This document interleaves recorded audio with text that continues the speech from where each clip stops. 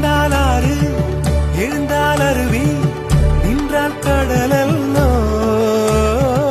சமைந்தால் குமரி, மணந்தால் மனைவி, பெற்றால் தாயல்லோ.